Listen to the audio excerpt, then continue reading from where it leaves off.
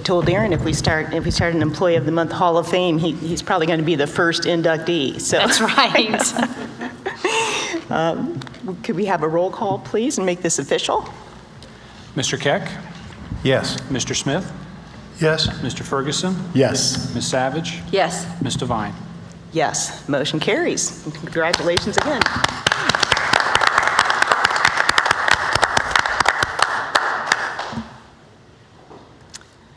Next, do we have any public participation?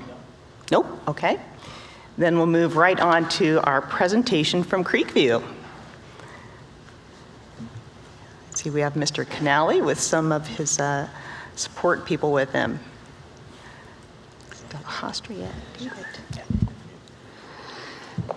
Good evening. Always a privilege and an honor to share the great things that are happening at Creekview Intermediate. Tonight we're excited to share some of our data-driven and strategic initiatives around our building literacy goal. The goal is to promote vocabulary development through content-based literacy. My leadership, that includes Jennifer De La Hostria and David Hensinger, have designed several initiatives that engage our learners at a deep level and that generate high interest. Without question, we believe that these activities and initiatives will enhance and augment our instructional design, our teacher behavior, and we're hopeful and confident that these activities and initiatives will have a positive impact on student achievement. So I'm going to turn it over to David Hensinger, instructional coach, and Jennifer De La Hostria, instructional coach. Hello, thank you, Tim. Jen and I are just going to share some of the points around our academic vocabulary development, really just give details around why we decided to land on academic vocabulary as our language arts department goal. And James, if you don't mind, next slide, please.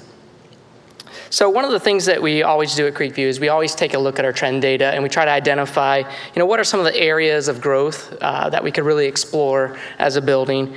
And one of those areas was academic vocabulary. We noticed that our students had some deficiencies in those areas through multiple years. So we really wanted to address that with our staff. Which led us to really dig into the current research around academic instruction. And it also had us dive into our Tier 1 instructional practices and identify, what are we currently doing that's really good, and what are some things that we could enhance and support and make a little bit better. So that's really what led us to identify academic vocabulary as our main focus.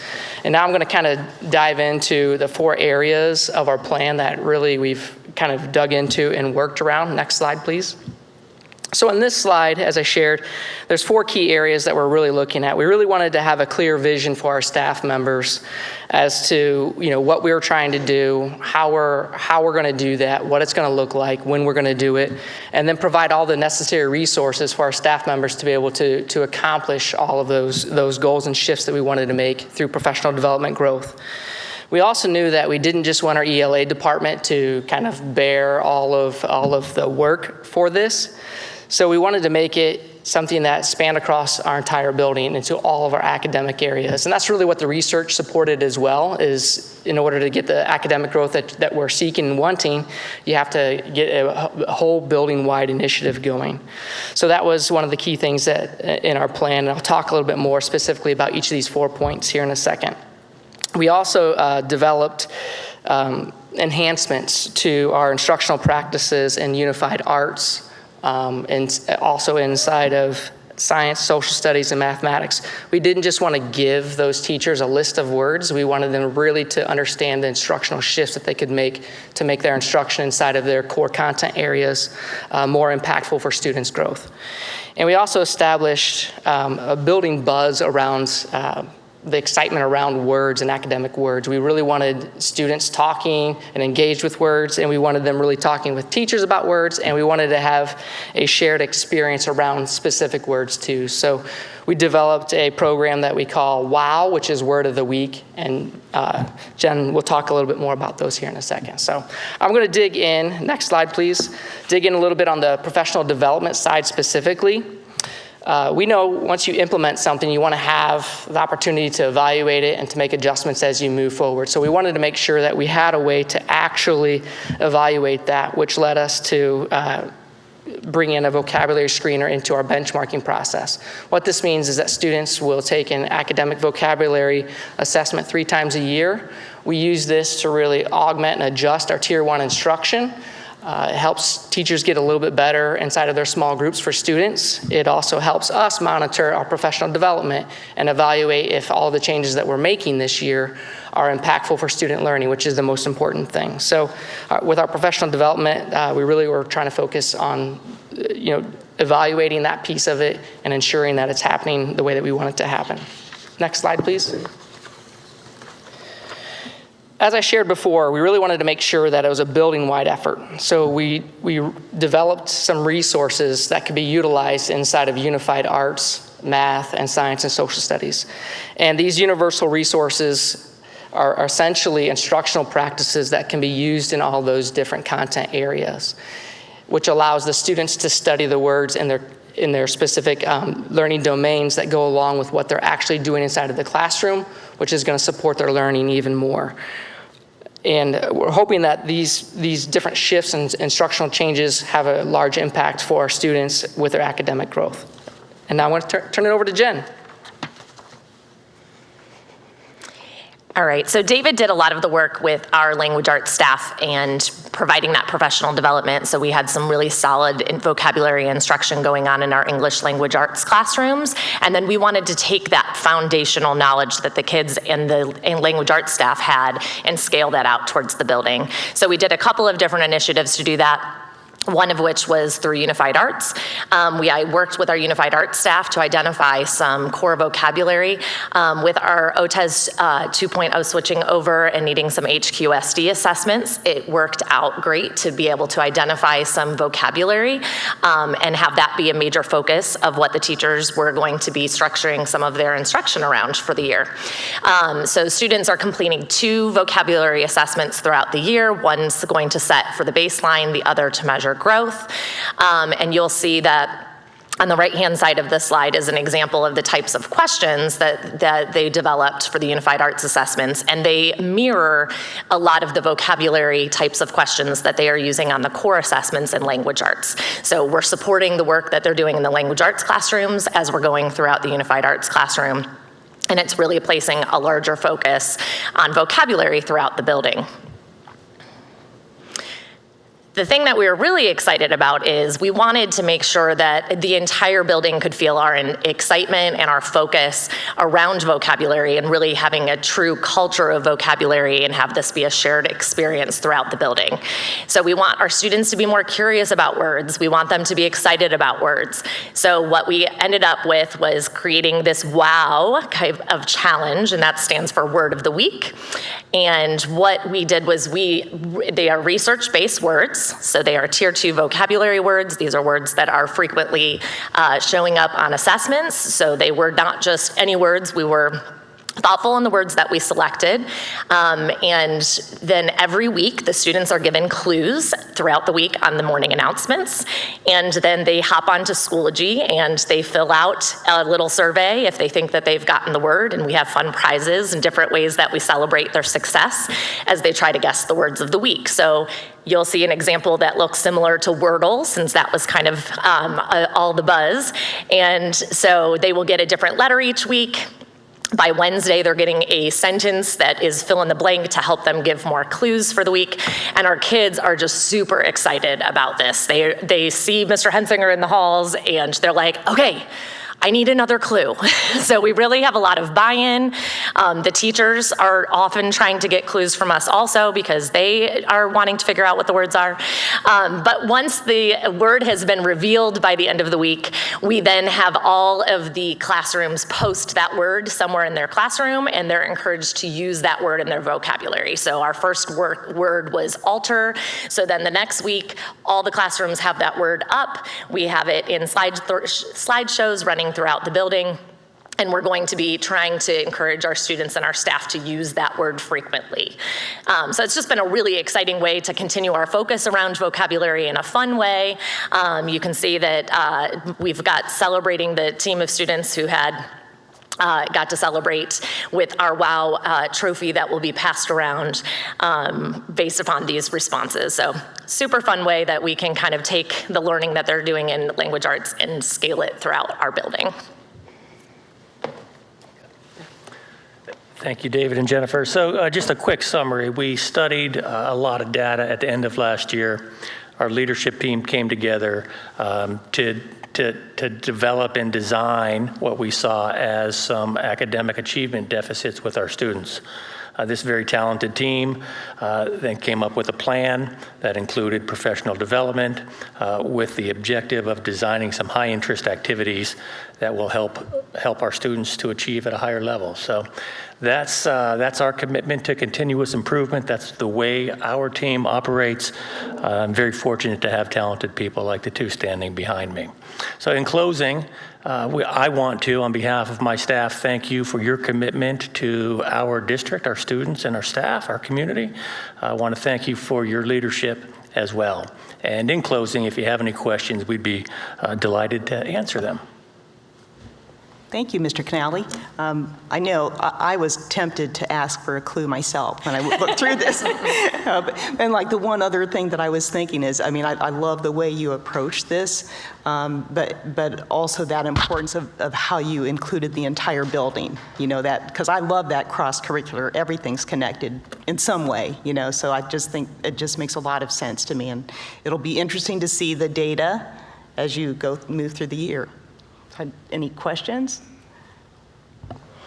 If I can, when you started your presentation, my mind went back some long years ago.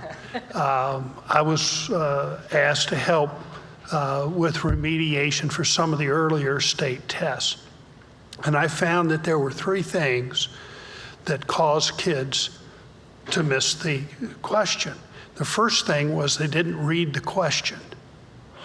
The second was they didn't understand the vocabulary. And the third, they didn't have the knowledge. But the third one was the easiest one to fix. So I really appreciate the focus on vocabulary, because I know that is such a critical component of being able to demonstrate that you have knowledge. Because if you're in a test situation and you don't understand the question, you may have the answer, but you don't realize it. So thank you for doing that. I also, as Sue said, thought, you know, building-wide is fantastic. And last, I was going to suggest the word oleaginous as a wow word, but that may not be appropriate as you got to the end of your presentation, so thank you. We'll be certain to look up that word. I just want to say thank you for doing this. I love the idea of building vocabulary. I think it's a gap that a lot of young students have, and so I appreciate you addressing it. I super love the fact that you made it into kind of a game, which is very engaging for all the associates, and I anticipate this becoming kind of organic. Once kids start becoming curious about words, they start looking them up themselves. So, congratulations. Thank you. Okay, great. Thank you so much. Thank you. Thank you.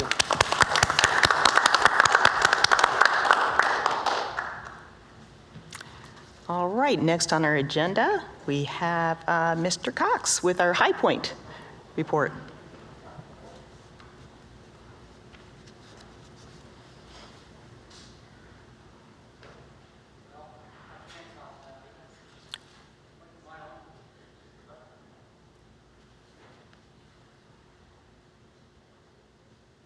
Okay, can you hear me now? That's good. All Thank right, you. I cannot top the Creekview presentation, so I won't try. I will say my daughter went to Creekview just a few years ago, and Mr. Canale and his team are amazing, so I miss those days. So I've got a very short report. With High Point, now that the construction project is done, things are pretty quiet and pretty smooth sailing. So a couple of things, just staffing challenges continue to be an issue. Superintendent Smith and his team are working on that day in, day out. One of the creative ways they've done that, which I think you all know, is working with companies like Honda Marysville to help them staff the auto tech program at ECHS. So they're continuing to pursue those types of public partnerships, public-private partnerships, I should say. In addition to that, the biggest challenge is they're bringing people in from the private sector.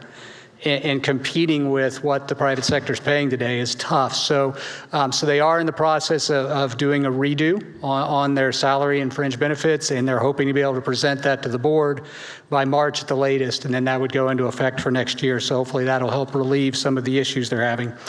Beyond that, there are leftover construction funds. Unfortunately, in today's world, one of the ways that they're exploring using those is by getting ballistic film for the outer windows at High Point, and so happen in the near term.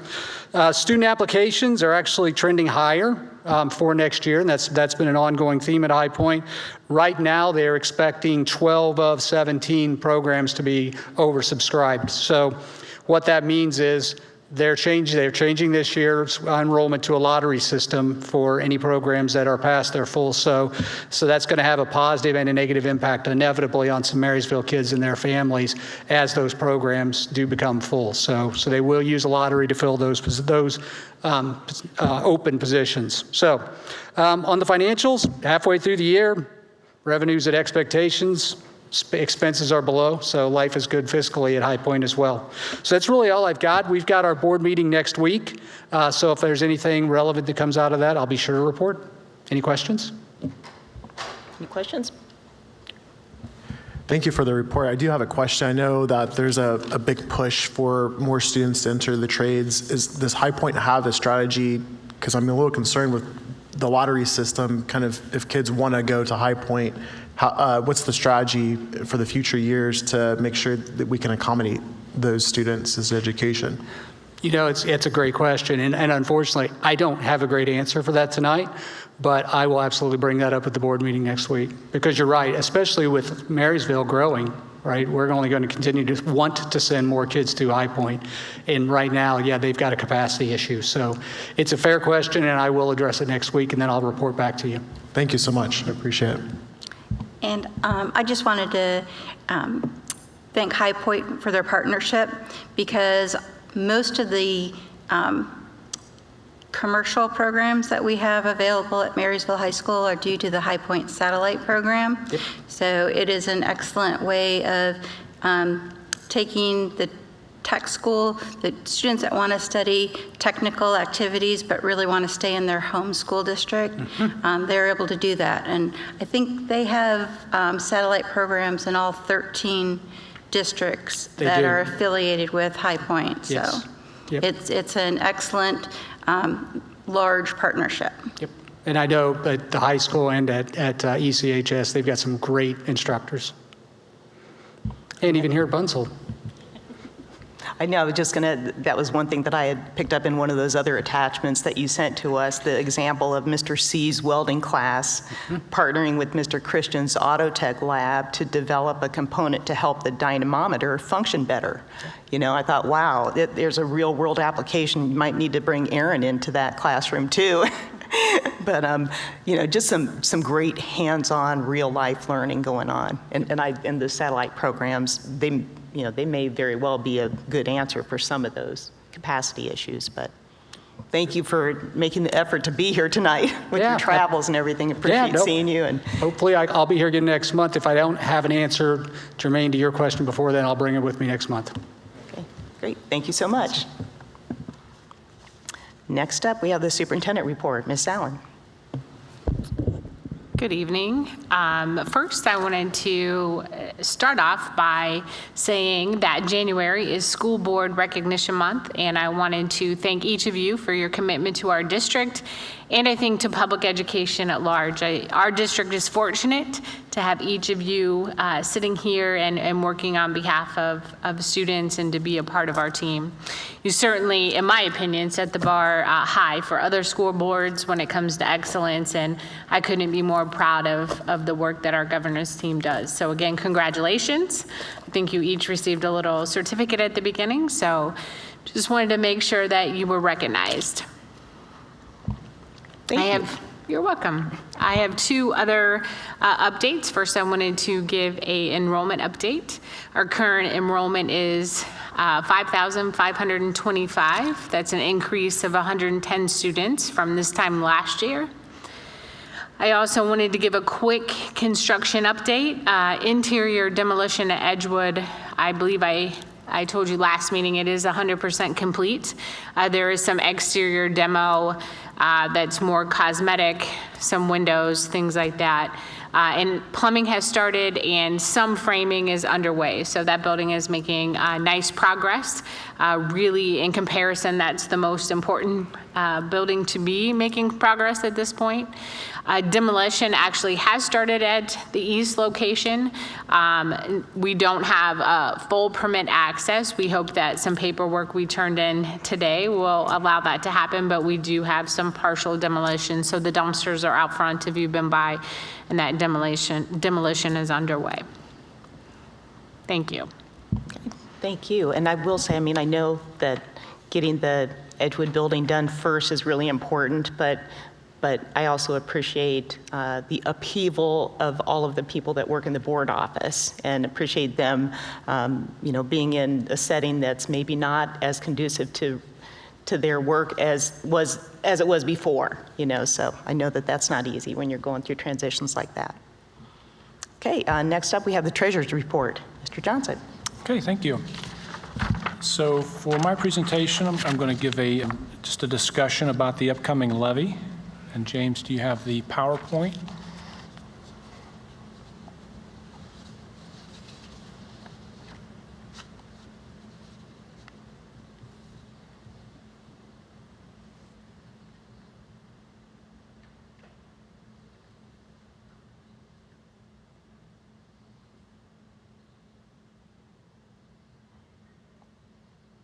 Thank you. You can go to the next slide already. So the first thing I would point out, which is probably pretty obvious, is that we're looking at a change in millage. So we're looking, our original resolution when we talked back in November was a 9.9 mil levy. I guess since that time, we've been kind of presenting to the community, giving our levy facts and that kind of thing. And I think we've heard loud and clear, even from some of our staunchest supporters, that 9.9 is a large ask. We've heard that we knew a levy was coming, but that's a pretty big ask. And two, that the timing is difficult. And I don't, on the flip side of that, I don't know that there's ever a good time for a levy, but I guess on the heels of record inflation and those kinds of things, it isn't a great time. So we did hear them loud and clear, so we've been working behind the scenes to do what we can to minimize the impact of the levy. So this is what we came up with. So we've proposing to drop that millage from 9.9 down to 8.4, so a drop of 1.5 mils. I guess on that front slide, I should have pointed out that the 8.4 mils, thank you, James, would generate a little over $9.6 million. So on that next slide, comparing the 9.9 drop to 8.4, what does that do? So with the 9.9, that cost per $100,000 of home value would have been $346.50. Dropping down to 8.4 takes that cost down to $294. Again, that seems like a relatively minor decrease, but keeping in mind, I think it's become kind of more the norm for homes in around Marysville to be in that $300,000 to $400,000 range. So if you look at a home like that, we're talking a $52.50 savings per $100,000 of valuation. So a lot of our homes, that would be a savings of over $200 annually. So it is a significant impact and a significant savings by making this change. And we do get a lot of questions about the calculation, and sometimes we see people, have their own calculation that's not quite accurate. So I thought I'd put that on here. How do you come up with that figure if you wanted to apply that to your own home? So first, you start with, if we just always assume 100 because that's an easy number to multiply out. If your home's worth 600, just takes the number times 6. So if you take $100,000 times 0.35, the reason you do the 0.35 is 35% of that market value turns that into the assessed valuation, which is the amount that you pay taxes on. So that's $35,000 times the millage, which equates to 0.0084. That gets you the $294 per year, or $24.50 per month for the 8.4 mill levy. And I also should point out, when we were doing the 9.9 levy, in essence, we were making a 4-year levy promise, similar to what we did when we did that levy renewal. We said we won't be back until 2022. That turned into 2023, fortunately. So when we were doing the 9.9, we said we can do this, and we're going to make a 4-year levy promise. Dropping down to 8.4, I think at least I'm not quite as confident in saying that we would be willing to make a 4-year levy promise, but I would say that we're going to work as hard as we can and be fiscally conservative to turn that into 4 years. I mean, a 3-year levy promise, I think, is easily doable with 8.4. 4 years, again, we're going to have to work at that to make that happen. You'll see in some things we talk about later, there's already been some items to make us optimistic that we would be able to get 4 years out of an 8.3. But I don't like to just look at the optimistic things, because that doesn't leave room for sometimes other things happen later on that maybe aren't as optimistic. So, but again, that will be our goal. So looking at, go back one, please, James. There you go. Looking at some of the things that we've done to keep the millage down as low as possible, or on the flip side, you might look at that as, how we've been able to stay off of the ballot as long as we have. Go forward one, James. There we go. So some of these different items. One, we reduced 2 administrators over the last couple years. That would be curriculum and a special ed person.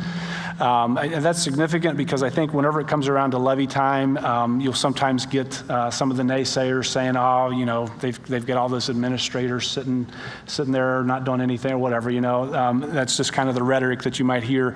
We have the second lowest admin to pupil ratio in the area, and we're 2 below the average. So, when we came with this levy ask of 8.4, which we know is a significant number, we didn't do that knowing that we could have just trimmed some fat and knock that number down. There's really no fat to trim, and when you look at some of the things that we're going to talk about later here, there's not a lot of things that we could trim that don't have a significant impact on the district.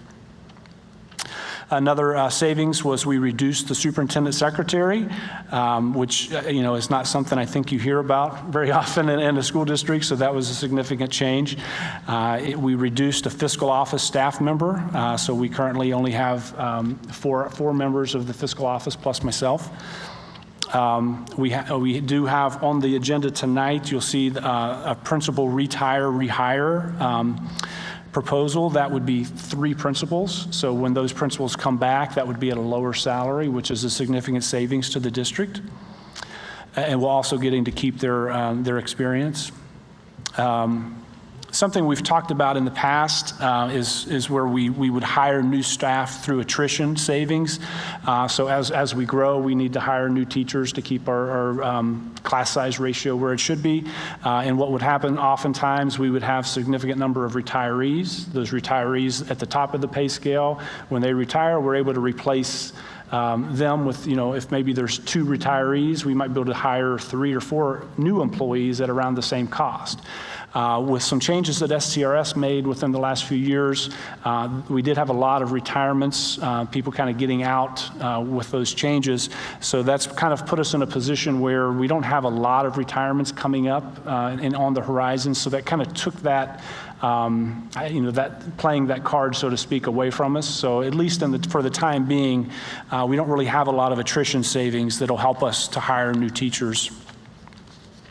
Another thing, just being as efficient as possible. All of our buildings have been Energy Star rated, so trying to save as much money as possible on utilities.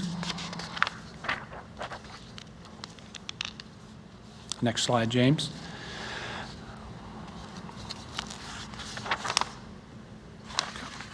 Thought I missed one.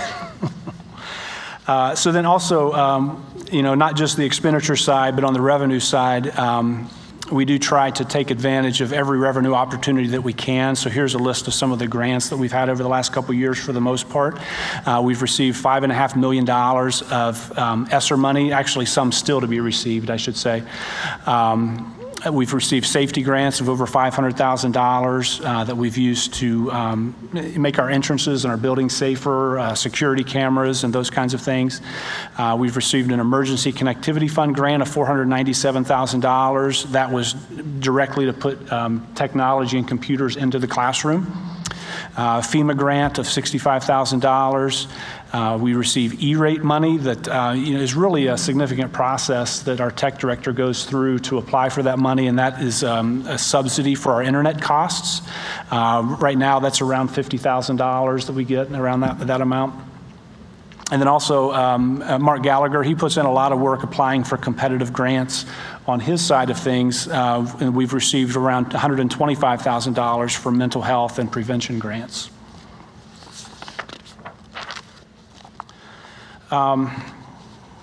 I've talked a lot about our funding challenges, so I'll just continue to beat that horse because it's just worth talking about because of the levy. So one, if you look at our general fund revenue, since fiscal year 20, we've seen an increase of only 2%. So that's a 3-year period, and revenue has only increased by 2%.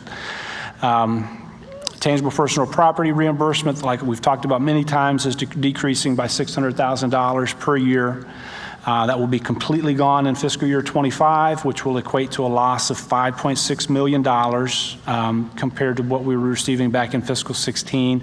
That's the equivalent of a loss of a 5 mil levy. And just to put that in perspective a little bit, when we're looking at our state funding, if you look at our foundation funding, I look at our state funding in 2 pots. You've got your foundation funding, or the per pupil money, and then you also have our tangible personal property reimbursements. Both come from the state. If you look at the foundation money, looking back, comparing back to fiscal year 16, we've seen an increase of $2 million, okay? But back for the same period from fiscal year 16 to now, we've lost $5.6 million on the TPP side. So while, yes, we have seen some increase on that side of state revenue, it's actually a net loss of $3.6 million. So that's a significant driver to where we are with this levy. As I noted, some of the optimism we're seeing, our foundation funding did increase this year, $300,000 as of right now over my projections. So that was some good news. That's about a 1.5% increase. I would say, though, that the future is uncertain. We usually only know our state funding 2 years at a time.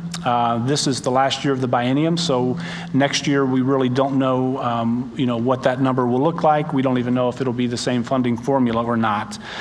Just to put that in perspective, though, a $300,000 increase equates to an increase of about $55 per pupil, which, again, we're thankful for the increase, but that's not really a big needle mover.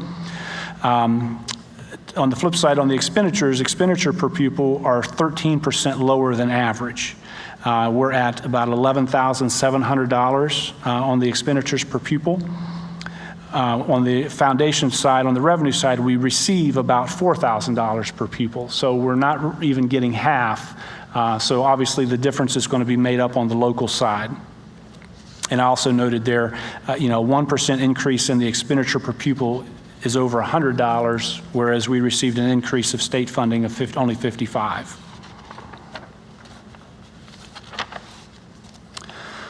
So like I said, the deficit on the state funding has to be made up with the local funding. So we've talked many times, local funding is relatively flat due to House Bill 920. Question I've received recently as people are looking at their new tax bills because of the triennial update, the House Bill 920 does not apply to inside millage. So if you look at your tax bill and look at the tab that says where do my taxes go, you'll probably see about 9.7, 9.8 inside mills that's some going to the school, some to the county, probably some to your township. So 4.7 of those mills, those inside mills, are coming to the school. So since 920 does not apply to those inside mills, that means when your value goes up, the revenue generated by those inside mills goes up as well. So that's why you'll see, if you look at the 5-year forecast, there's a little bigger jump in real estate tax revenue projected than normal because of that. Again, it's always worth noting, it's been 15 years since our last new money levy was passed. And again, looking at an 8.4 mil levy, while that is a significant ask, keeping in mind that there were no levies in the last 15 years, and I don't think there's very many districts that can say that. Our current operating millage is 20.171. That's significant because the state minimum by law is 20, so we're just barely above the state minimum, which means, and again, our taxpayers are getting a pretty good deal. And it's worth pointing out, if you look at all other Central Ohio districts, there's only one district that has a lower tax rate than us that doesn't also have an income tax. So almost all the districts in Central Ohio that are also at or near the 20 mil floor, they also have an income tax that's generating additional funding. We do not. Another funding challenge, when we talk about those revenue challenges, those are only magnified when you look at our student growth. As Diane just mentioned, we're growing. We've grown for the last couple years, over 100 students this year. Based on our enrollment study, we're projecting to grow by, on average, 100 students each of the next several years. And with the growth we're seeing, I don't really expect that to slow down anytime soon. And also of note, our special education costs have gone up over 30% over the last 5 years. We're seeing an increase in English language learners, which also is an added cost.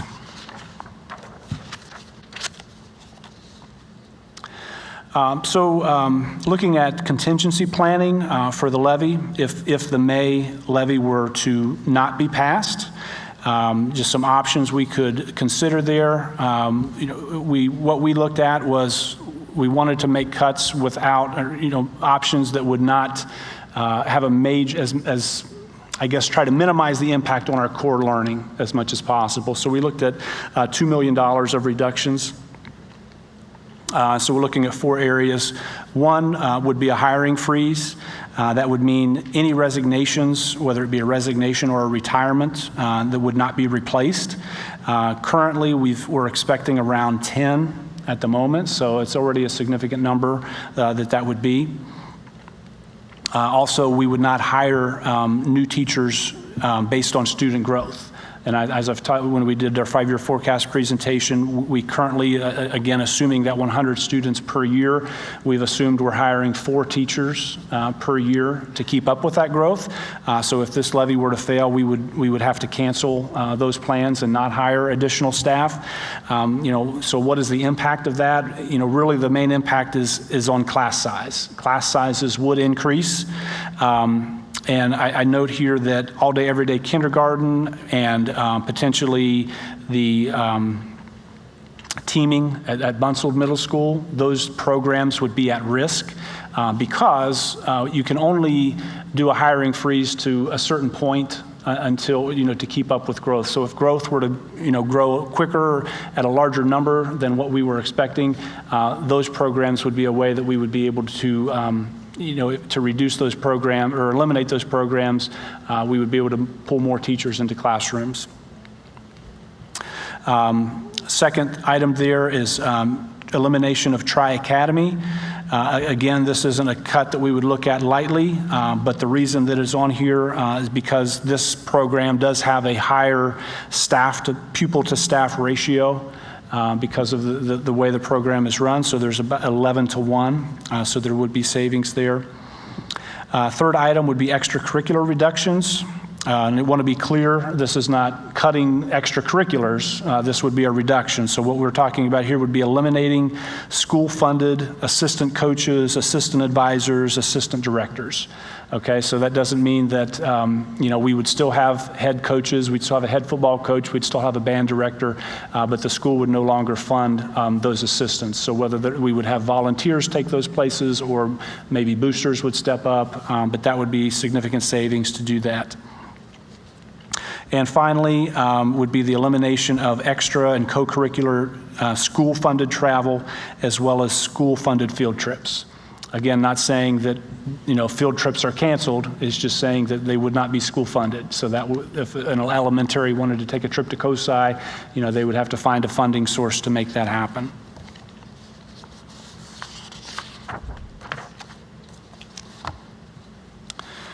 So. Looking ahead, what are our options if the May levy were to fail? So one, and again, there's a myriad of options, so I'm just kind of listing, what I would consider, kind of your common sense options. But so one, we could go back on the ballot in November of 23 for the same 8.4 mils. And the reason that would be possible is because the collection period would be the same.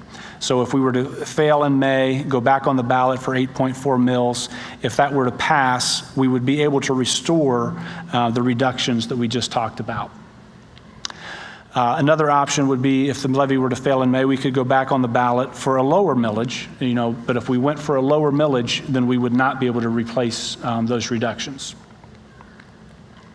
Now, looking even further ahead, and I don't even like to talk about this, but a worst case scenario, if the May and a November 23 levy were to both fail, then there would be some, I would say, pretty drastic measures.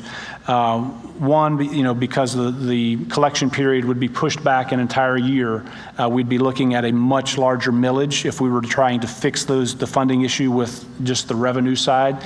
That would require a double-digit millage, probably around a 13 mil levy, and a 13 mil levy would only keep us off the ballot likely for 3 years.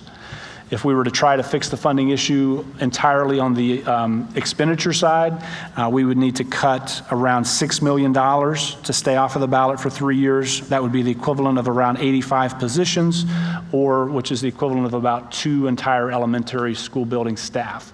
Now, obviously, I don't think either one of those is a feasible option. You would probably be looking at a mixture of both on the revenue side and the expenditure side.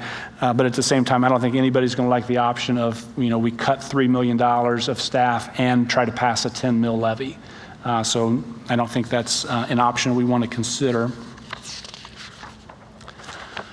Some other considerations, just a little discussion. I won't get into great detail here because I stay on the financial side mostly, but looking at the fiscal year 22 report card, our average component rating is 4 out of 5, and we're in the top 20% of all districts in Ohio. So, as we've said before, we think we provide pretty good results and a good value to our community. I thought it was worth pointing out that our bond millage dropped by 0.75 mils effective January 1st. So that is a decrease in taxes. So even though your valuations went up, keep in mind that 0.75 did fall off. So that is at least a savings compared to what it could have been. Again, I mentioned that no new money levies have passed in the last 15 years. Also interesting to point out, the 2021 median family income for the community is $102,000. If you look back to fiscal year 16, that's an increase of 28%.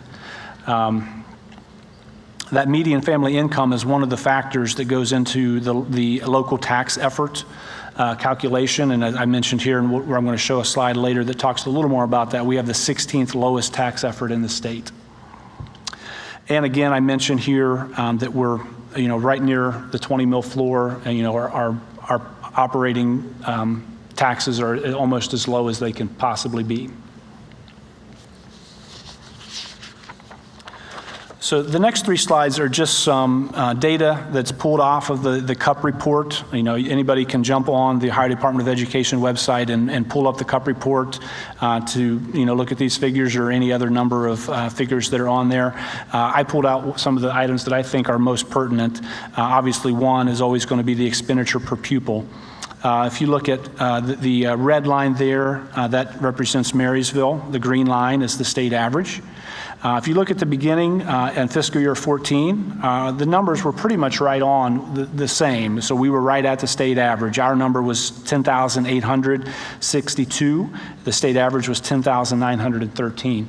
But you can see every year after that, we've been well below the state average.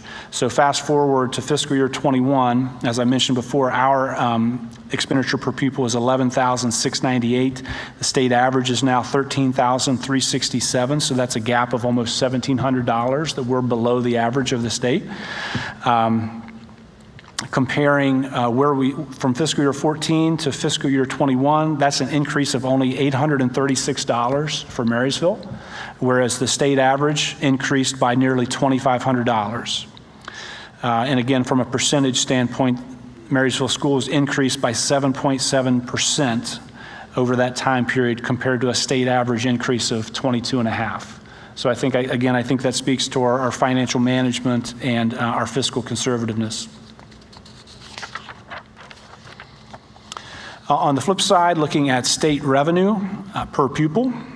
And again, I'll point out that this number is a little different than when I talk about the foundation money per pupil. So foundation is just that one piece of state funding, whereas when you look at state revenue per pupil, it's multiple facets of state funding. You've got your foundation funding, tangible personal property, homestead and rollback. So there's a lot of different factors that come into play here. And this goes back to fiscal year 16. There were some discrepancies in the fiscal year 15 data. It actually made us look better, but at the same time, the numbers were not right. It made us look better than was accurate. So I cut it off at 16. But the one thing I'd point out there, red line again being Marysville, green being the state average. You can see right from the get-go that we're below the state average on revenue per pupil throughout this time period. In fiscal year 16, we were receiving $5,379 per pupil of state revenue. State average was $5,866. Fast forward to fiscal year 21, Marysville's getting $5,413. That's an increase of only $34 compared to fiscal year 16, whereas the state average jumped up to $6,579, which is an increase of $713 compared to fiscal year 16. So over that time period, Marysville schools increased by 0.63% versus the state average increase of 12%.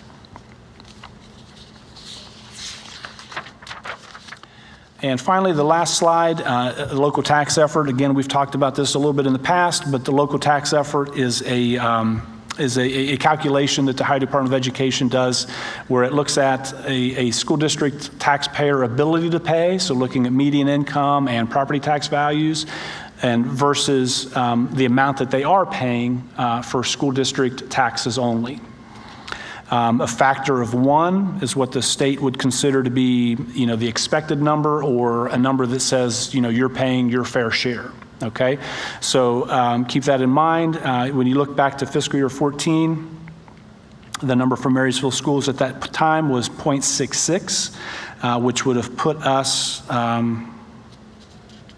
ranked from 87th in the state out of around 610 districts. You can see that number has gone down each and every year out to fiscal year 21, which means, again, that's a factor of 2 things. One is the taxpayer's ability to pay, but also looking at what you are paying from a school tax standpoint. So for fiscal 21, that number goes all the way down to 0.49, and at this point, we're the 16th lowest local tax effort in the state. And again, what that means is, from a taxpayer standpoint, that's great. It means we're paying very low school district taxes, and we have a pretty good ability to pay. But from a school district revenue standpoint, it means we're not quite getting what the state would consider a fair share on the local revenue side. So that is all for my presentation. If you have any questions.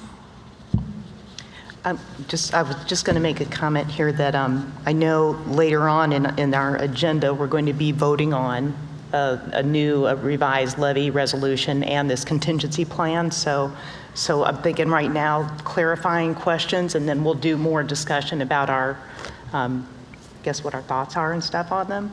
That makes, everybody's okay with that. So clarifying questions right now. Yeah, Todd, I noticed as you were looking at contingency plans that you didn't mention any reduction in busing services. And typically that's one place where there's some changes. Could you explain that, please? That is definitely an area that we considered. The reason that did not make the list is because with our transportation, we do get a reimbursement from the state that is in part calculated by number of riders. So if we were to reduce the number of riders, that would in turn reduce the state reimbursement we got. So in actuality, decreasing the transportation would actually decrease that revenue to the point there really wouldn't be a savings. And you had a sheet on grants, and I just wanted to ask, the grant money is one-time income, and it's not continuing income. So when, like, the ESSER funds are expended, we're not anticipating any future funding in those areas. Is that correct? Correct. I mean, the only, I would say, sort of an exception to that rule was some of the grants within there, like, for instance, the literacy grant. That is a 4-year grant. So we do sometimes get grants that aren't just a 1 year, but at the same time, they're always finite. There is always an ending point. And just related to the grants are very specific in their use. We can't just put them into the general pot to pay teacher salaries. Right, yeah, for the most part. Some are a little looser than others, but yes, they all do have a specific purpose.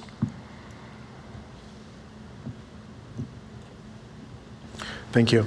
So I back to the local tax effort.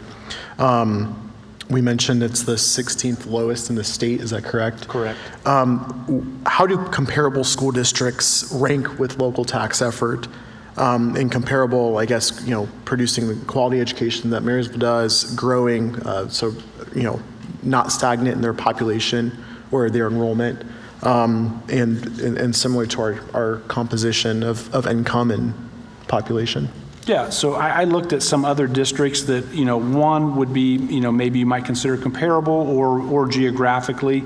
So first off, the easy thing to look at is, who is below us, because there's only 15 below us. So are there any local area districts that are below us? So there are 2. First off would be New Albany. They're ranked the 3rd lowest in the state. And I think you can tell from their demographics that the main reason that they're ranked 3rd is because of the median income and the property values that are in New Albany. But the other one that was in there that I actually almost missed is Hamilton Local. So they're a district, as I mentioned, there was one district that was below us. So Hamilton Local is on the 20 mil floor, and they don't have an income tax. So that is the one district that is lower than us on the operating millage. Just looking at some other districts, Olentangy is ranked 42nd. They're right there with Upper Arlington, which is 43rd. Locally, looking at Fairbanks, they're ranked 471st. Dublin is 126th, and Buckeye Valley is 293rd. Okay. And maybe, I don't know if you have the answer to this question, but something that came up during the presentation is how would that, an 8.4 mil levy impact our local, how would that impact where we rank in our local tax effort? I don't know the answer to that. I mean, one, you'd have to look at however many other districts in the state at that time would be also going for a levy or whatever factors would be changing. And, the calculation itself, while they talk about the factors, they don't put the numbers out there for me to be able to, recalculate where that might put us. And but just, obviously it would drop us, or I guess bring us higher. And that matters because the state's not going to just say, here's more money, unless they see us closer to that factor of 1, correct? Right. Okay. When the slide says the state average for revenue per pupil, it increased by 12%, but our districts remain stagnant. Mm-hmm. Do you know what are potential reasons for that? Well, I mean, there's multiple factors at play when it comes to revenue per pupil. I mean, one's going to be enrollment, but then the other is going to be the funding formula. And, if you look at, we're looking all the way back to fiscal year 16, there's been multiple funding formulas at play. So, one district may have fared really well under one formula, and then a few years later the formula changed and they didn't fare so well. So I don't think there's really one answer to that. You can look at Marysville, and in the past at times we were capped, meaning we were supposed to get more, but we got less than we should have because of the formula. There's been other times we've been on the guarantee. So it just really changes year to year based on the formula. I guess the one thing I would point out is from a student standpoint, we had been consistent pretty much since I came here around 2014, I think, and we were really just flat right around 5,000 for the majority of that time. So it's just within the last 2 to 3 years that we've really started growing. So again, that's going to, if the formula is working, that will bring our revenue up a little bit. But again, when you look at a per pupil number, it doesn't move the needle because the number of pupils is going up, but the revenue is not going up significantly to where it relatively stays flat. All right, thank you. That did just make me think when you were talking about as our student number goes up and you talk about the funding formula. Right now, the funding formula is not being funded completely. Correct. As well, right? Correct. So if it were funded completely, how much more would we be getting? I think the number is right around $3 million. Okay. We would receive more if the formula were funded fully. I think. Now you kind of caught me off guard. I think that that date is quite a few years out. Yeah, as far as the planning. If it ever happens, they've been phasing it in, and I think it's like at least 5 years out when it would be fully funded. But don't hold me to that date for sure. Right. Okay. All right, any other questions on here? Okay, thank you very much. I really appreciate all this additional information and listening to community input and being willing to make this recommendation. So next, I've got a short report tonight. We had a community coffee this past Sunday. Didn't have anybody specifically show up, but we did have one of my neighbors popped in to the library, so we had a nice conversation. She's a past Marysville graduate. We're also going to be offering another opportunity to meet with board members at McDonald's Play Place on January 28th from 9:30 to 11. Again, we've talked about this a little bit in the past. We've revised our evaluation process this year. So far, we've had 2 informal conversation sessions with different groups of 2 board members, spending some time with either Diane or Todd. The next round of informal conversations will be sometime around the end of February and then again late April, and we'll wrap up the year in June or July with the entire board going through a more formal review process, and then we'll see if we thought this worked well, if we want to make any revisions, changes, whatever. And that's really all I have tonight. So moving on, we have the student achievement report. Ms. Savage. Good evening, everyone. I went ahead and forwarded you the student achievement email today. It had some very interesting articles. I just want to hit on 3 of them real quickly. The first one is about installation of sensory hallways in elementary schools to help calm overstimulated students. And it was interesting to read the article because I've seen our elementary schools do that. We have the pathways in the elementary schools that the kids go down, they hop, they skip, they touch the wall. And I can see that it really brings their kind of agitation level down before they enter into the room with the special ed teacher to go through their lessons. So it was just an interesting article. There's also an interesting national teaching survey that I think is just interesting for you guys to take a look at. And the third thing that I found kind of interesting was in New Jersey, they have created a state law, and I'm not encouraging our legislator to make any more state laws regarding schooling. I'm not. But they've installed a media literacy curriculum for K-12, which I thought was kind of interesting. The article has an interesting viewpoint. So if you have time, I would take a look at those articles along with the few others that I didn't mention. Thank you for sharing. Next, Safety and Drug Committee report. Mr. Ferguson? No report tonight. Thank you. Thank you. Legislative report, Mr. Smith. Hopefully you received my report. We had a good visit in our school district with Senator Brenner. And I think overall it was a very positive visit. He is not, or I say he's an advocate for vouchers, and that'll be one of the things that will be a hot topic in Columbus this particular spring, particularly with the biennium budget being created. Tomorrow I'm going to meet with Representative Richardson, and we're going to talk about the changes in House leadership and some of the things that might be going on. I provided information on the Speaker of the House, a new gentleman to that position, Jason Stevens, and checked with OSBA, and the report that I got was that he was a good person to work with. And so hopefully we'll be able to get some, at least some opportunity to be heard and really listened to in Columbus. In terms of committees, Senator Brenner is going to chair the Education Committee in the Senate. Senator Dolan from up in the Lorain, West Cleveland area is going to chair the Finance Committee. Our Senator, Senator Reineke, is going to chair the Energy and Public Utilities Committee. He is on the Finance Committee.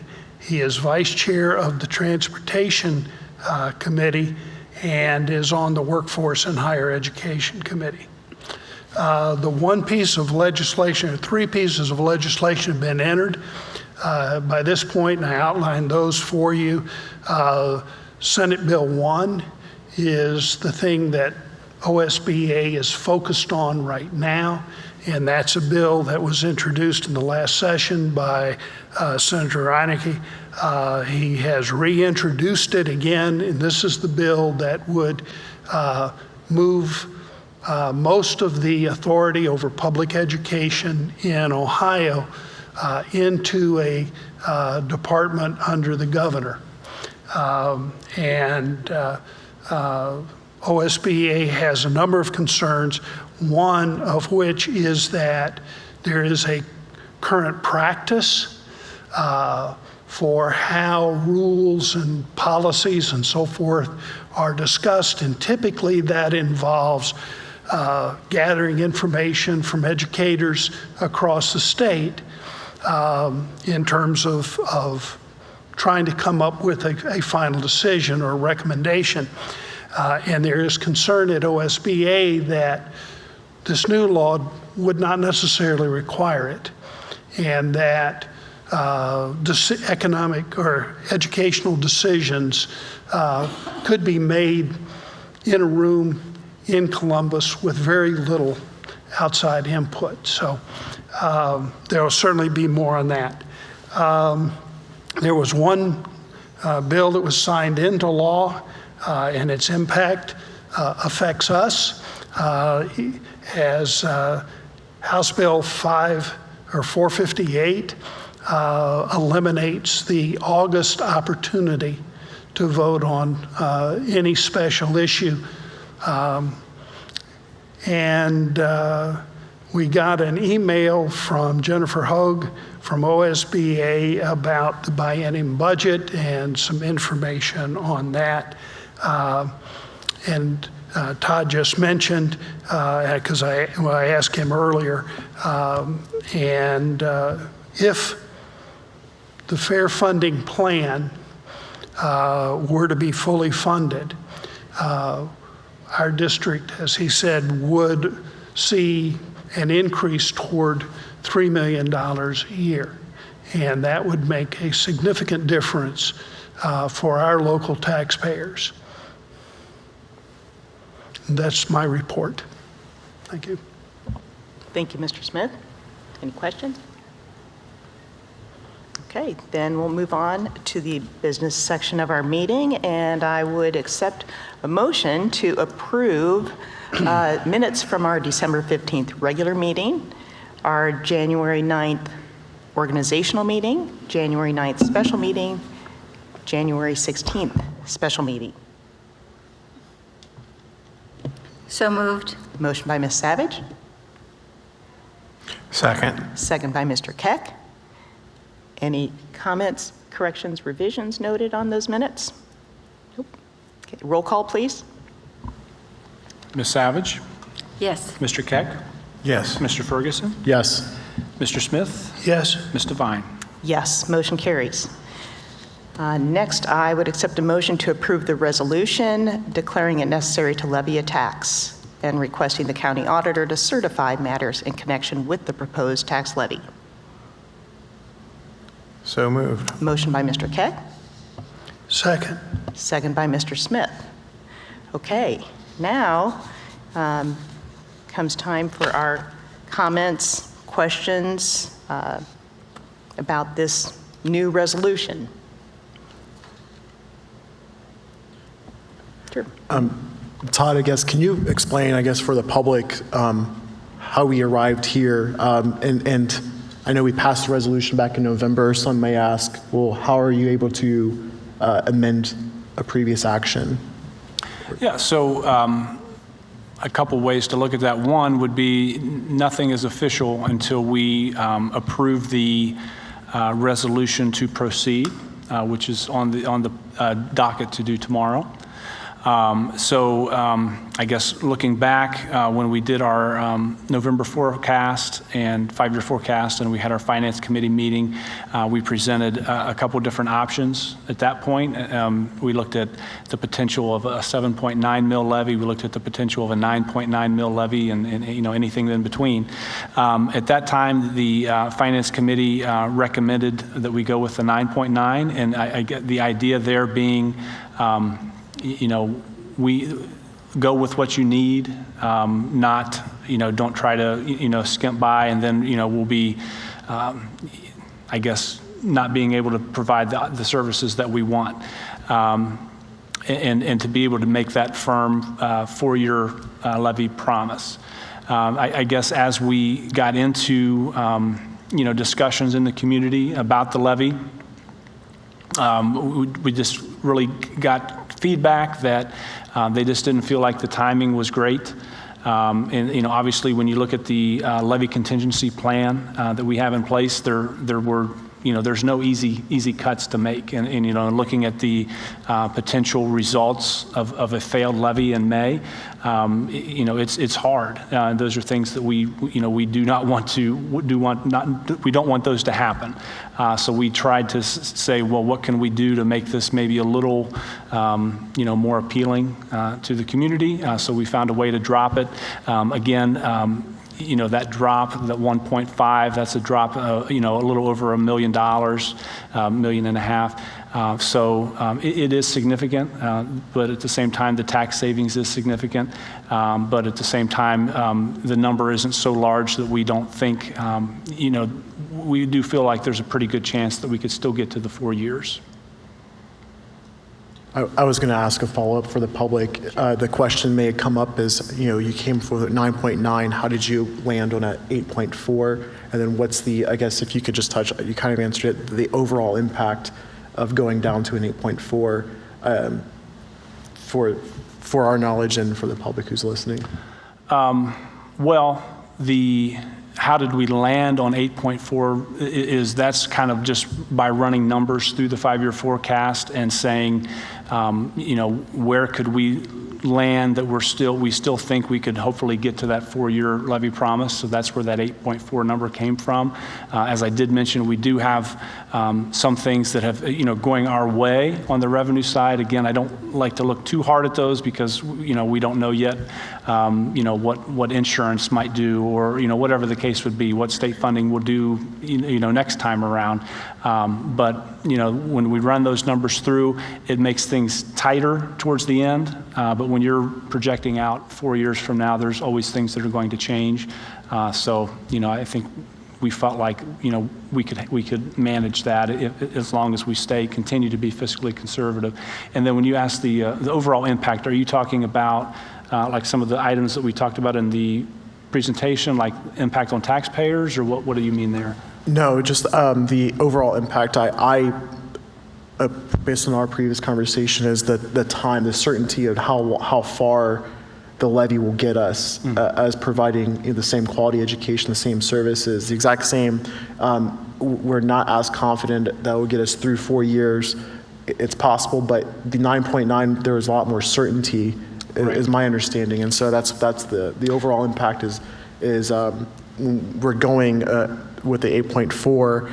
If we pursue this path, the chances of it passing is higher, but the uncertainty on the back end as the years progress, we're uncertain on how far that 8.4 will get. Is that correct? Exactly. Okay.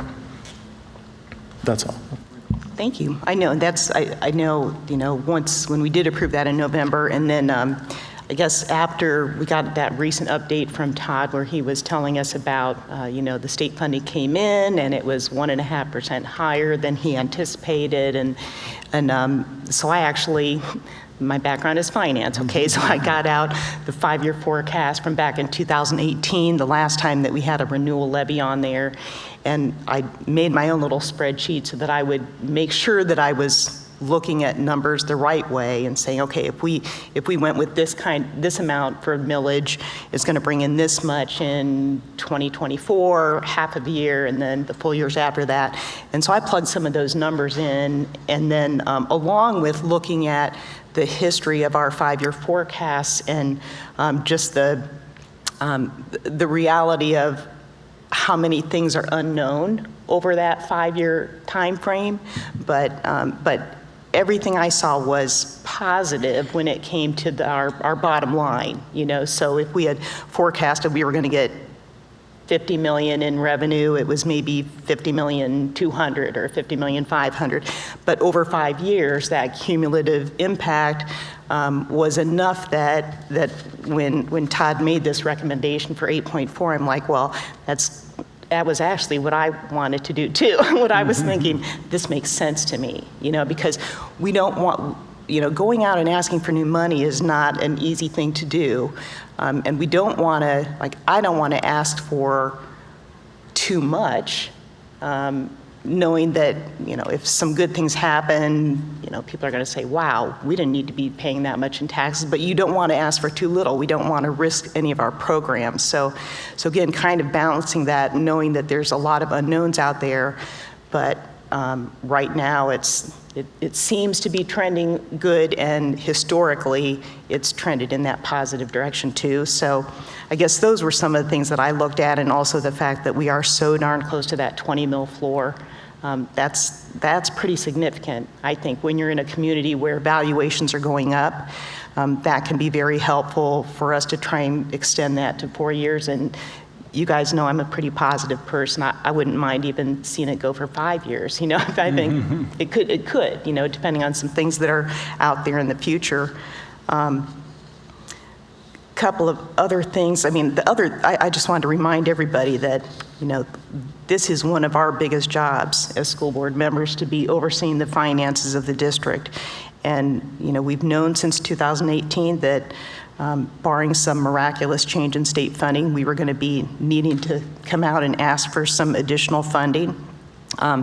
People will say, well, you guys have a lot of money in the reserves right now, and that's true, and that's been a challenge, I think, in part of our messages, but as we grow and state funding remains relatively flat, we're going to be eating into that reserve really fast. And I brought the November forecast with me, and we go from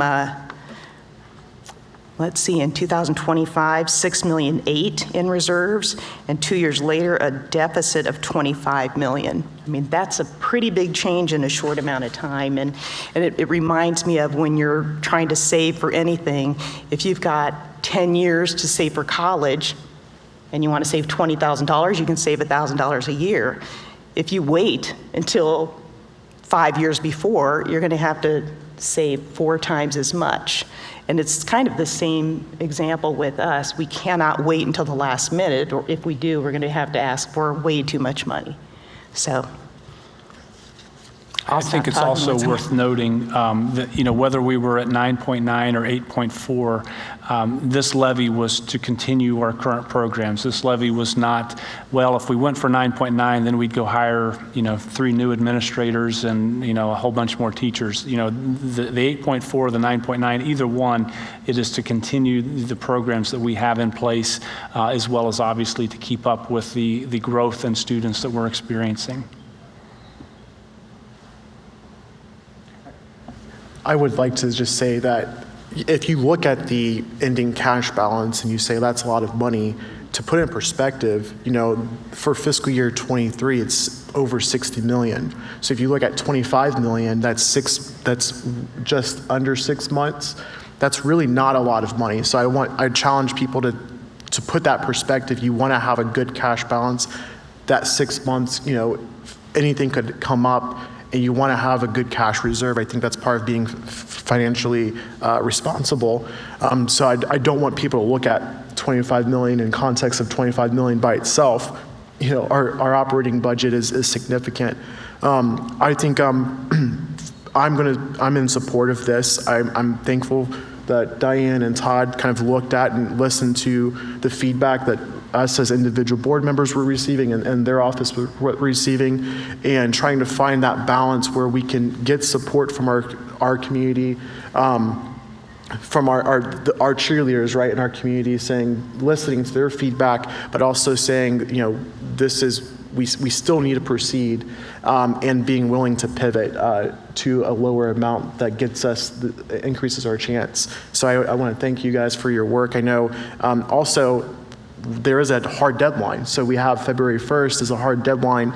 There's not going to be another resolution or anything coming up between now and then with the different amounts. So this is kind of for May, this is our last chance, our last opportunity to move forward and make that pivot. So thank you for your guys' work in coming up with this solution.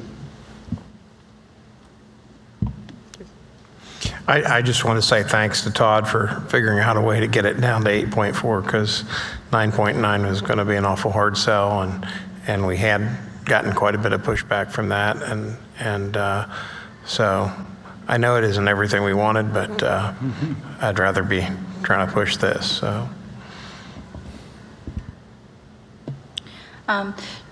Just a reminder that it's been 15 years since we've asked for new money. I don't think we can really say that enough.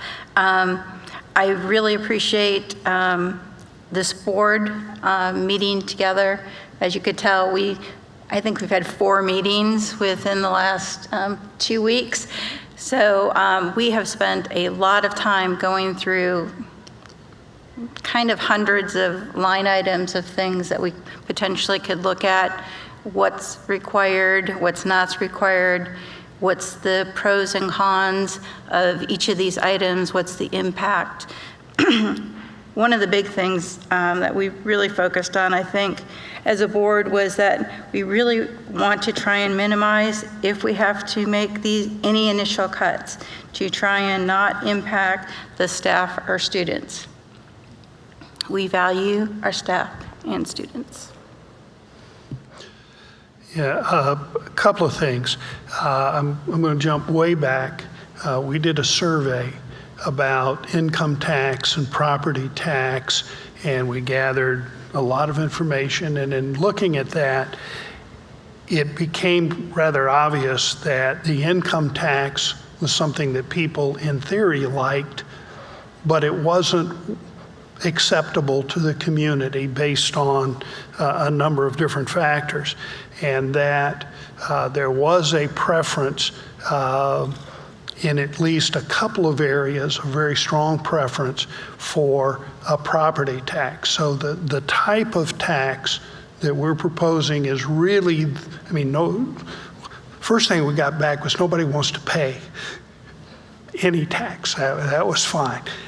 But, you know, faced in this situation, this is what the community has told us is our best path forward, to go with a property tax. The grant fundings, I mentioned it earlier, was one-time dollars, and particularly I think the ESSER funds provided a great deal of flexibility. We were able to utilize and supplement the normal courses of income we have, and we've moved our levy request a full year. So we would have been sitting here a year ago having this discussion had it not been for those grant funds. But once they're expended, there's no additional income that's going to replace it. Looking at some of the things that will happen, I'd like for the community to look at and realize that in many ways, the toughest part of our decision is that those students that are most at risk are in programs that are now most at risk. And I hope people will do what Dave Burke said when Sue and I talked to the county commissioners. He said he hoped that people in the community would do their homework. And I think that's great advice. And I think when people look at the facts, they consider that the data says our effort is low, our millage and tax levels are low, but the product, the outcome for our school district is one of the best in the state of Ohio. I think if they do their homework, they'll see this as a great investment in their community, in their children, in the future. And hopefully in May, we'll get good news. Thank you. When you talked about doing your homework, I just have to confess, I also got out my tax bills from 2020 to 2023, now that we just got our tax bills. And it was interesting because between 2021 and 22, my school taxes actually went down 2% because of House Bill 9, is it 9? I can never remember, 920, because of the effective millage going down as new houses come in. You know, now my house did go up significantly this last year, but the increase in the school taxes was much less than what the value was because of it only being the inside millage. So, you know, you can, on that front page of your tax bill, it'll say exactly where the taxes are going. So, yeah, I think it's good. Do your homework. And if you have questions, we have some experts that are sitting right up here on the stage. So don't be afraid to call and if you have questions. Any more comments about the resolution? We'll vote on the contingency plan separately. Okay, no questions? Then a roll call, please. Mr. Keck? Yes. Mr. Smith? Yes. Mr. Ferguson? Yes. Ms. Savage? Yes. Ms. Devine? Yes, motion carries. So yes, we do have a special meeting planned tomorrow to pass the, whatever it is, the official move forward with this then. And thank you. Now I would accept a motion to approve the levy contingency plan. I hate doing this. I know. So moved. Motion by Mr. Smith, Second. second by Mr. Keck. You're right. I mean, this is never a conversation that any of us want to have. I know, as Nan said, we've had lots and lots of discussion behind this recommendation. We want to be as fiscally responsible as possible.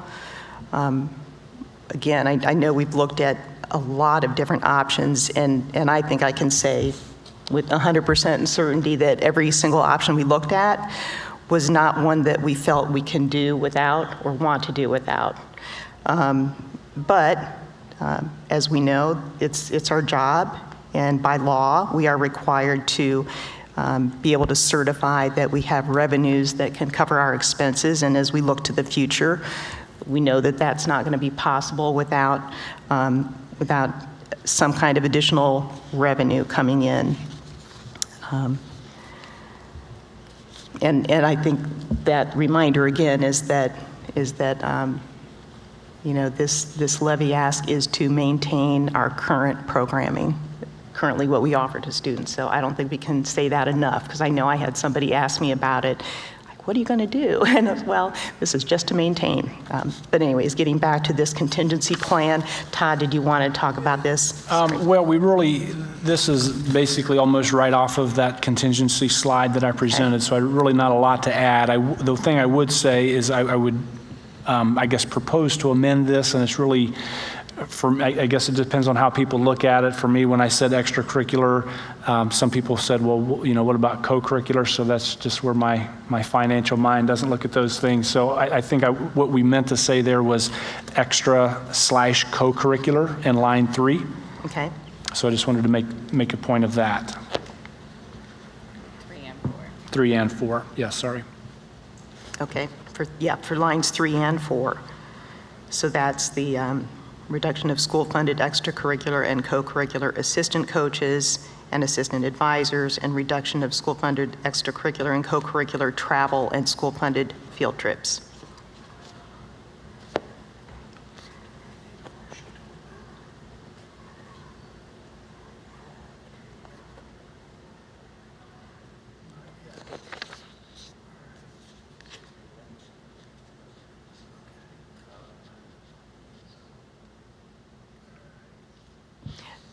Since it wasn't spelled out in the original motion, is that, since that, the addition of the co-curricular was not spelled out in the additional motion, do we need to amend that or not? Yeah,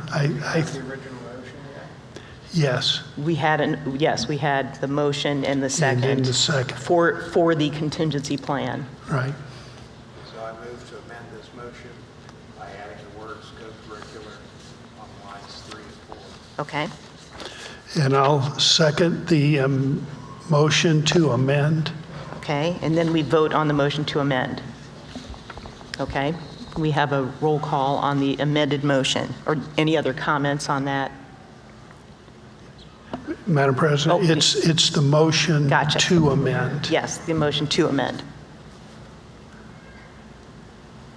Are we ready? Roll call. Mr. Keck? Yes. Mr. Smith? Yes. Mr. Ferguson? Yes. Ms. Savage? Yes. Ms. Devine? Yes, motion carries.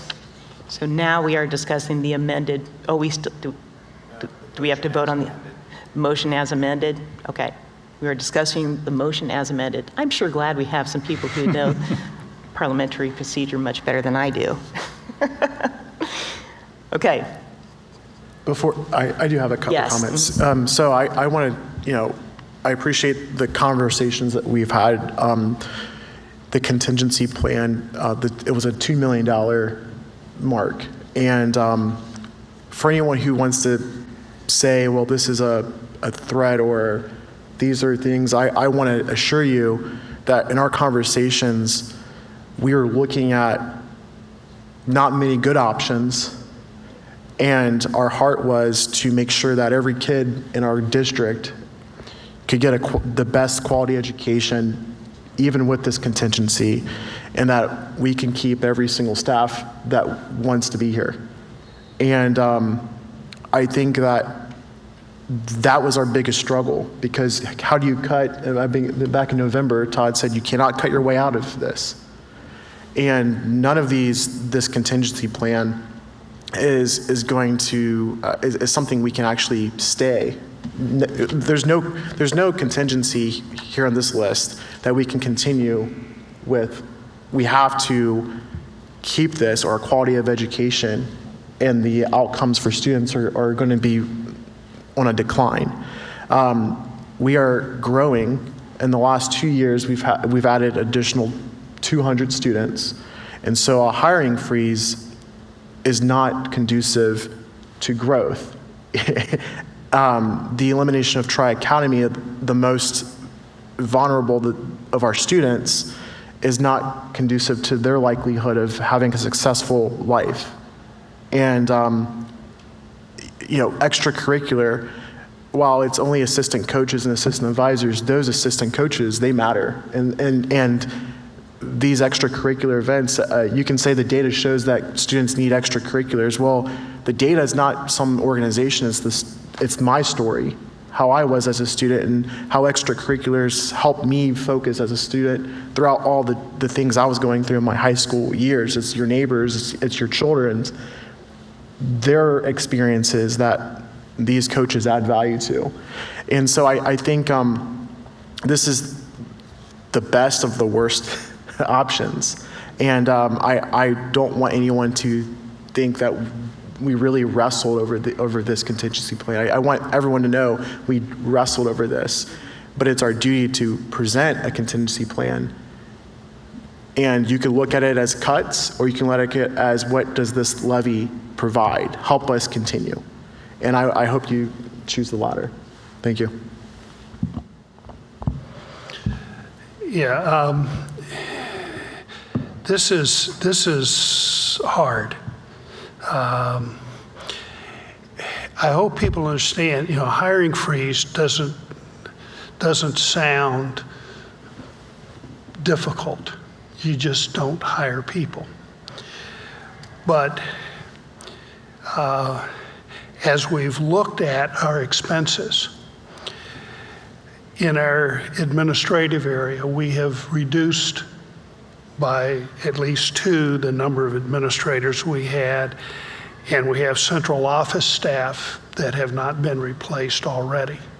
And what that means is that all the people that are left have to do more because the work doesn't change. The amount of time, the amount of forms, the amount of phone calls doesn't change.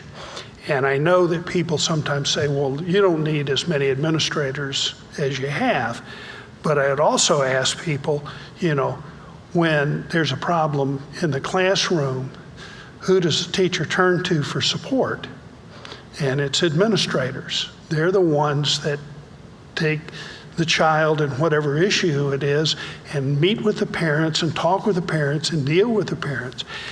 When people pick up the phone and call and say, hey, I've got this problem, or my son or daughter is this, or whatever, it's the administrators that do that work. And if we didn't have administrators, if we didn't have office staff, if we didn't have secretaries and assistants and so forth, there's a whole lot of stuff that just never would happen that people in our community expect of the school system. They expect to be able to pick up the phone and call the lady at this opposite end from me and talk to her and get an answer. They expect to be able to call Todd and say, tell me about this expense and tell me about this money, this investment, whatever. And if we freeze teachers, what that means is class sizes throughout the district at all levels will get larger. There is no way around that, because we're going to have more kids, that's what we're anticipating, and we're going to have fewer teachers, fewer staff to be able to address that. Jermaine, I second, the kindergarten, Tri-Academy that have been mentioned, particularly Tri-Academy on this list. This is really hard, because this is, could have life-changing impact for the students that are in that program. And we know that relationships is what is at the heart of education. Doesn't matter which school district, doesn't matter what community, it's all relationships. And some of the strongest and best relationships are in the extra and co-curricular activities. That's where the kids take their energy, their enthusiasm, they find somebody, they make a connection with a coach or an advisor, and they're encouraged to do their best and to keep striving to improve, and they're encouraged, and they have great role models to try to emulate. And so every single thing on this list has some very significant impact on our school district's operation. And I sincerely hope, as we said before, that people do their homework and they think about and they look hard before they walk in May and vote. Thank you. Any other comments? One quick, I just want to reiterate something Dick said, made me just make sure I wanted to reiterate, I guess when we talk about, the impact of a hiring freeze, because like he said, it is definitely, we grow by 100 students and we don't hire, new teachers. That in and of itself is a cut, and that is an increase in class sizes. But I do want to make sure, I pointed it out, but just briefly, with what we're talking about with this hiring freeze is, there's going to be a certain number of staff that resign or retire, this year. Some we already know of, some will be coming in the next several months. So if this May levy were to fail, that hiring freeze means those people that retire, resign, from now through May, those would not be replaced. So again, that hiring freeze doesn't just mean, well, those new teachers we were going to hire, we're not going to hire. It means the teachers that resign will not be replaced. So that is an automatic increase in class size. Just want to make sure that's clear. And with that not replace, it's not just like some positions, they have to be filled, so it will result in a lot of changes amongst our current staff. If you want to try Potentially. And that's, potentially, yes. In the presentation that Todd gave, talked a little bit about program elimination. So, for example, if class size got to a level where we would have to cap, we may look at a teacher, for example, that taught an elective that also had like a 1-8 certification and shift them down to the elementary. So there will be changing pieces, but then we wouldn't replace that person that had the 1-8, for example. So it will have impacts, obviously, on the entire organization, on potentially. Staff and students, because that, consistency is so important in just about everything, but yeah. Correct. Okay, thank you. Okay, any other comments? Okay, roll call, please. Mr. Smith? Yes. Mr. Keck? Yes. Mr. Ferguson? Yes. Ms. Savage? Yes. Ms. Devine? Yes, motion carries. Next on our agenda, I would accept a motion to approve the Treasurer CFO action items. So moved. Motion by Ms. Savage, Second. second by Mr. Keck. Todd, any comments?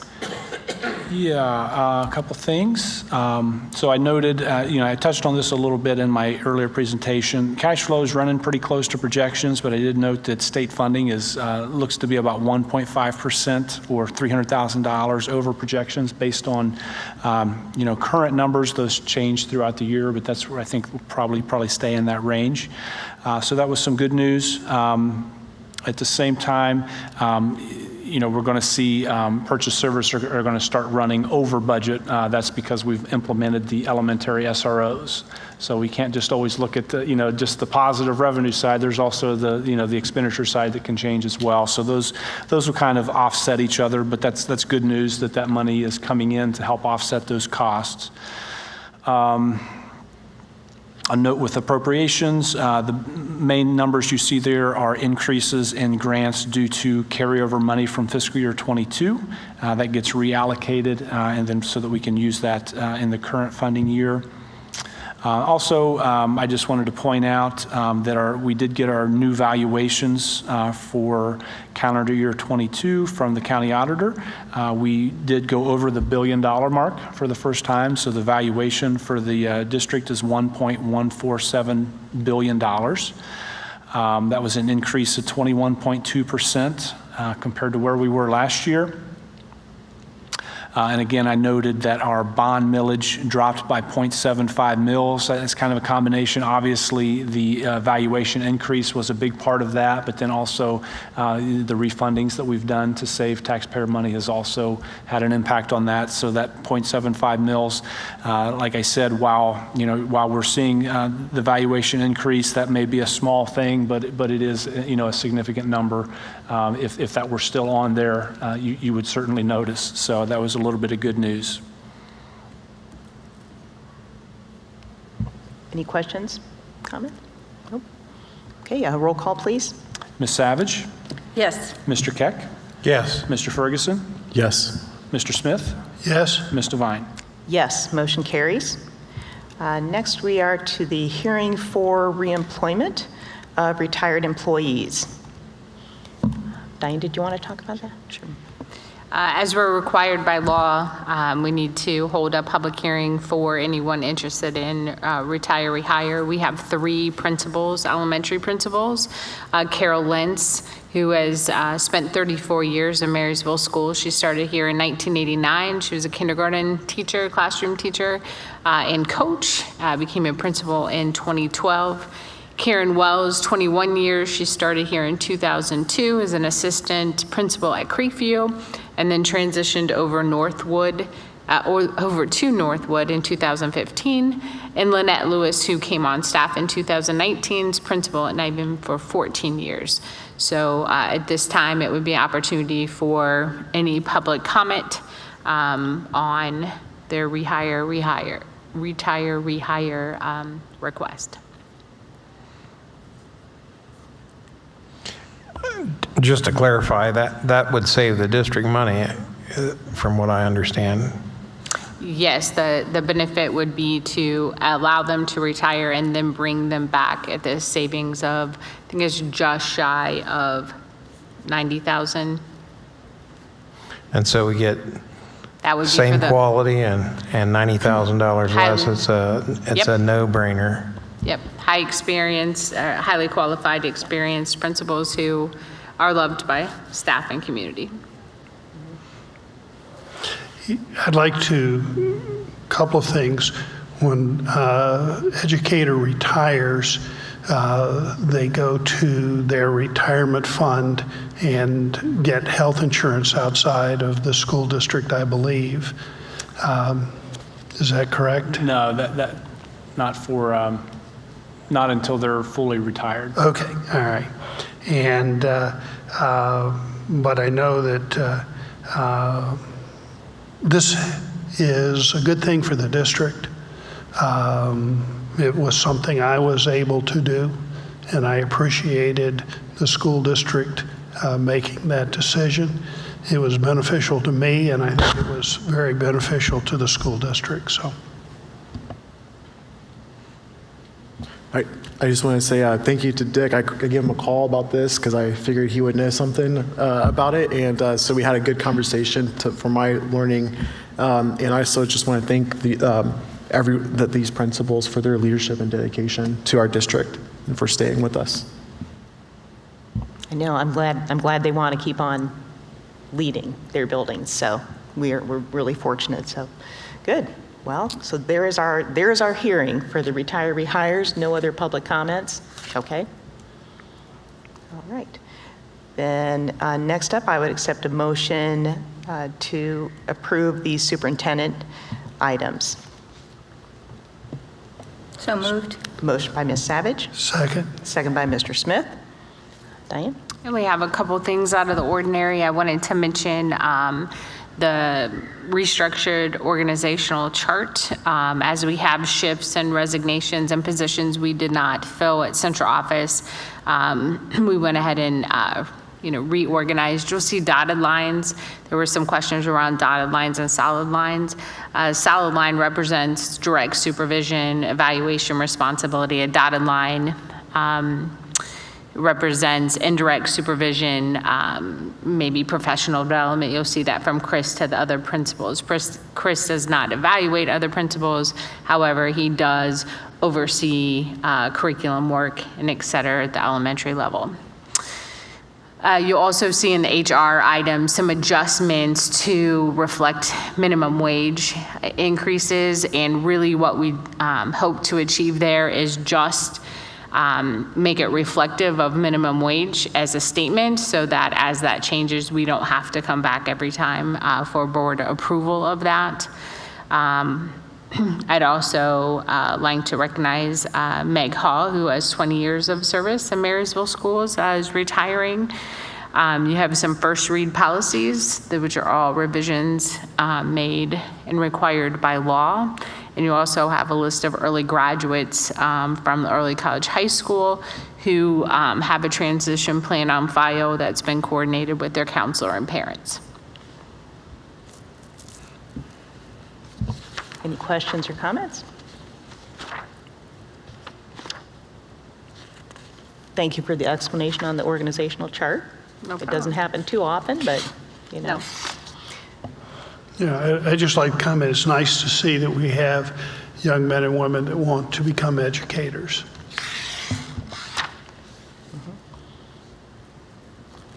Okay. Roll call. Ms. Savage? Yes. Mr. Smith? Yes? Mr. Ferguson? Yes. Mr. Keck? Yes. Ms. Devine? Yes, motion carries. Finally, comments and questions from board members. We'll start with you, Mr. Smith. I'd like to just thank everybody on the board. Comments have been made about the extra meetings and so forth. It's been most of it has been a real pleasure.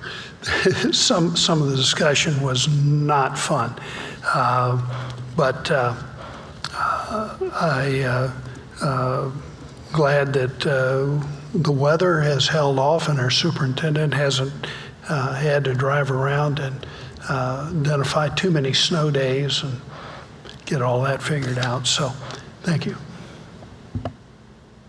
Thank you. Mr. Keck. I would just like to say that as people think about the increase in their taxes, that education's expensive, and if you don't educate the next generation, the following generation is going to pay many dividends. So, Thank you. Ms. Savage. One of the things that we had to kind of consider when we were reviewing all of these items is what is our purpose? And our purpose is to educate and foster good citizenship, but it's also to keep our kids safe. And I want everyone to note that SROs was not on the cut list. I'd like to focus on some of the great things that our district has done.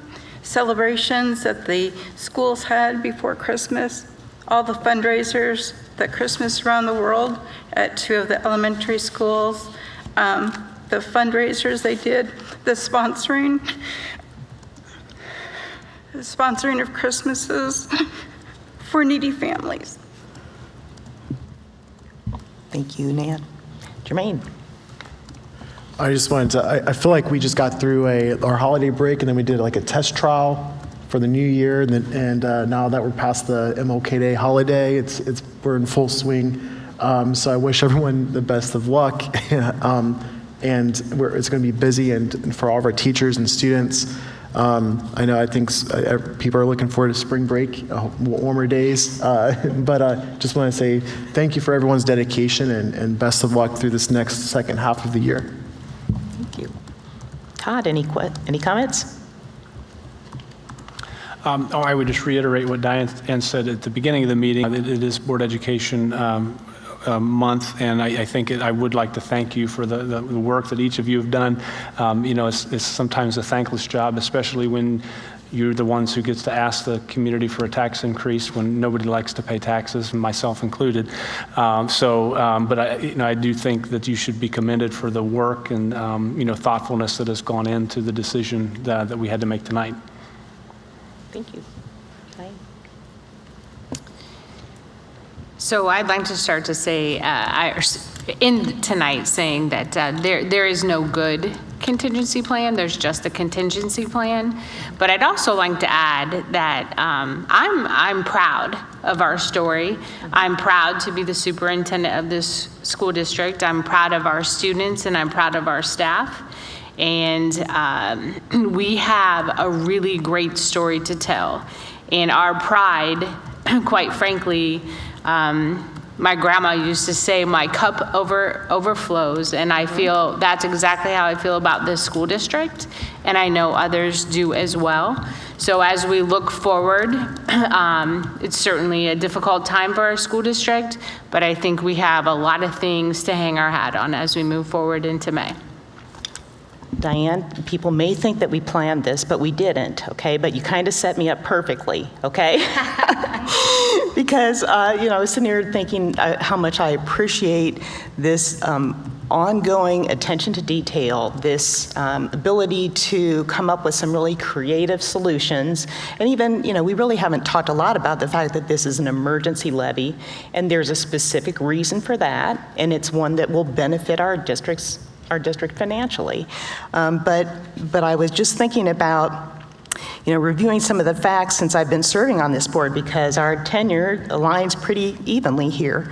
And, thinking about how we've added things like all-day, everyday kindergarten, and that our Japanese program, which I think it's still currently the largest in the state, a robust internship program, the early college high school, significant facility improvements, supports for our students' social emotional health, partnerships with the city's police and county sheriff's departments and the fire department to add another layer of safety for our students and staff, updates to our technology for students and staff. I mean, the list just goes on and on. Also, we were recognized by the Chamber of Commerce as the 2015 Large Business of the Year. And really what's most incredible to me is that all of these things have been done without a new levy, without new money levy since 2008, so 15 years. You're right, we have an incredible story to tell here, and I'm proud, I'm excited. I'm excited for the rest of the year. I'm excited for the work that we have ahead of us. I think we have an amazing team here. And and a lot of supportive parents and amazing staff, so it's a good place to be. And with that, I would accept a motion to adjourn. So moved. Motion by Mr. Smith. Second. Second by Mr. Keck. Roll call, please. Mr. Smith? Yes. Mr. Keck? Yes. Mr. Ferguson? Yes. Ms. Savage? Yes. Ms. Devine? Yes, motion carries. We are adjourned at 7:56. Thank you.